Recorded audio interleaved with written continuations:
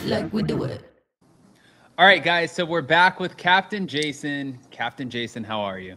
Yeah, I'm good. Thanks, Adam. Good to see you again after BravoCon. It was wild. Definitely was. Definitely was. I'm in post come down at the moment. I have to say, like, I've never seen someone who was just so fawned over the whole time. Like, everyone loved you at BravoCon, especially the Bravo talent, like the women. I don't know how you juggle this. This is a great place to be. And it was so bizarre. I think the lead up to it, and if you watch What Happens Lives with Andy, Aisha kind of threw it out there, and then Andy was throwing it out there. And then, look, I live in Bali, I live in Philippines, I touch down, I end up in Vegas, and then it's all just happening about 3 days around me, and I'm just like, what the hell's going on? So it's got to sink in a little bit, but I get back to reality very quickly, and my feet are on the ground. Yes, absolutely. So I have to also ask you really quick, compared to last year, was this year like a little bit different for you? Totally, a lot different, actually. Last year we were new kids on the block. Our schedule wasn't as full as mine this year, and I think that just the venue I didn't see as many as the talent as I saw last year, and I didn't finish till midnight every night with Watch What Happens Live. So everyone was out having a good time by then, and I would probably just find myself down in the lobby hotel bar with Brock and Sheena and a few of the others that were staying local. They had kids and everything there, so I was actually just hanging out with them and keeping it pretty peaceful.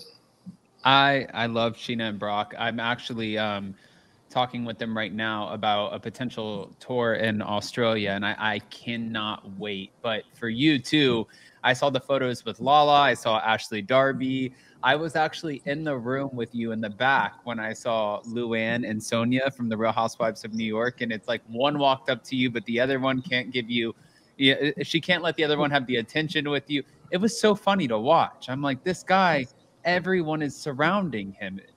It was just wild. It was quite funny. It was quite funny because I was just walking into the room, and next minute a handler would come up and say, "Oh, can you come and meet this person?" I'm like, I didn't even know what it was for. And then it was just, Andy did a great job leading up into it and putting me out there. And he even said, "Is it okay?" And I said, "Mate, look, I am single. I am just jumping out of the box finally for now. You know, before I've been just focused on my daughter, and it's getting to that time where why not? And, you know, I'm more than happy, and it's part of entertainment, what the whole hype up to it, and it was fun. And I get back to reality now, get back to work, and it's, take it while it's there and enjoy it." So, I mean, listen, I think that's a great outlook on it. And as of now, you and I spoke a little bit about this, but you're about to, before, I don't want to give anything away, before you start filming again, when it comes to Below Deck, you have time off, but you have a lot going on with your daughter and also everything in the Philippines, but you're going to be sharing a lot of that journey, right? Totally. This process, as everyone knows, season 1, I didn't see my daughter prior to that, and I've taken the 2 Below Deck seasons to allow me to financially stay with my daughter for a period of time. And now I'm going to use the next phase to work into these foundations that I'm linked to, and I'm going to really go heavy on YouTube and follow it from start, calling out for action, for some donations to build some schools in Indonesia. Hopefully I can take that project to Philippines in the future as well, but let's just watch it happen and evolve. Right. So I think that's pretty amazing, because when you talk about everything that you want to do, I think that it's so easy for all of us to say, especially when you have a platform, right, that you can, I want to do things to help certain people and whatever the case is, but you've already shown some stuff on your YouTube so far, and it does show that you're extremely passionate about it.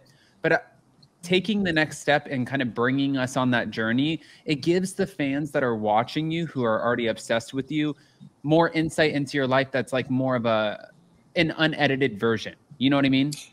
Yeah, I'm very inadequate on the social media system, so I'm actually learning it. But I'm getting some help around the corner next year to try and get me a little bit more polished on that. So it's just in time. This is going to be a bit of a slow burn. I've put the call out for a few donations now, and people are backing that up. I think Sheena's is doing a good donation as well after talking to her about it. And there's a lot of people that have jumped on already. It's going to get bigger. I just want to get to a point where I can actually contribute and build a school in Indonesia and actually show the followers what they actually did. And then hopefully in the future, follow some of the children within that down the track and keep in touch with it all and see where that progresses and see where this whole, look, it's a full circle. It's a consumption of our plastic waste. It's the recycling of our plastic waste.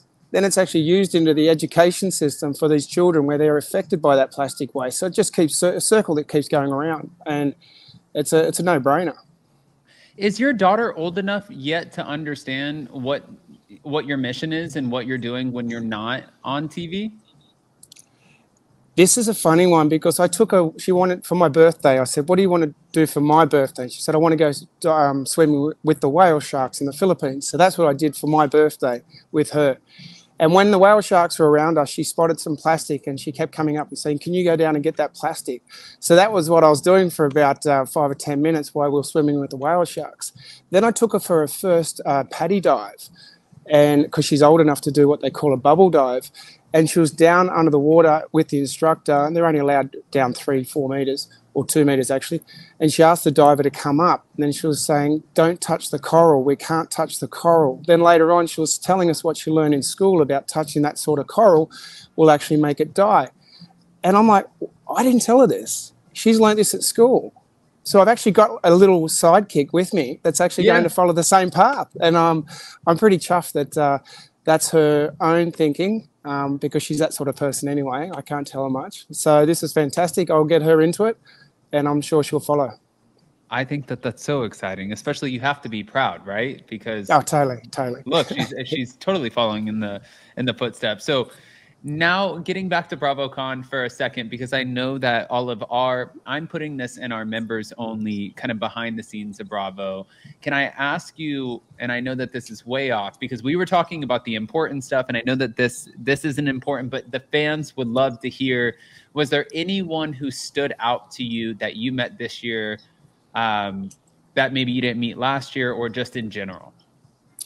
Last year I met Ashley Darby a few times in the transportation, so we actually stayed in touch. It was actually good to catch up with her on the second last night on the dance floor and connect there.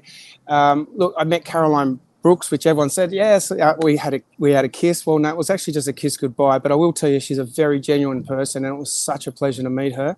She's from the Housewives of Dubai, and I was actually quite, our conversations were great. And I did meet Lala that a couple of times, but she seemed very nice. Look, I met some of the, well, I've got to go back to Brock and Sheena. Look, I met Brock last year. He's a fellow man from down under. We gravitated straight away on walking in on day one, and we didn't leave each other's side. And I met more of Sheena this year, which, to be quite honest, those two are a power couple. Yeah, they're full of energy, and I like their energy, and I really got on well with them.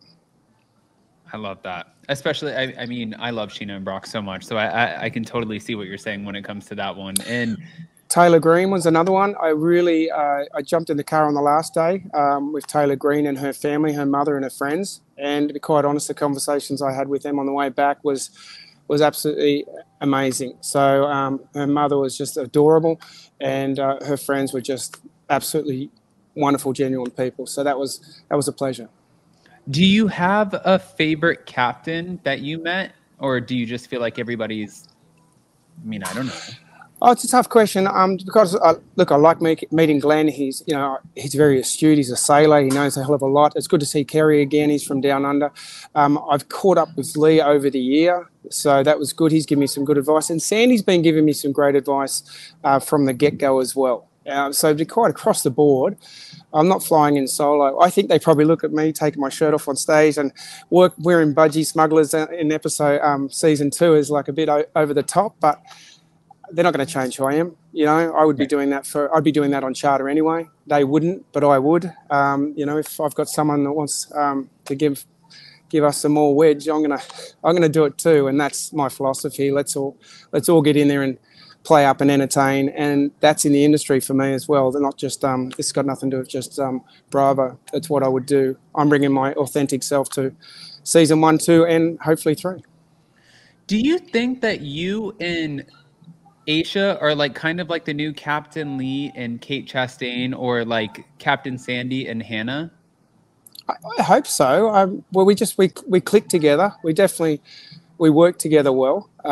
If we were torn apart, then I'll just have to get on with someone else and try and make that work. And we might go through 1 or 2. I don't know. It might not work. Could be some friction. But at the moment, we just we know what each other's thoughts are.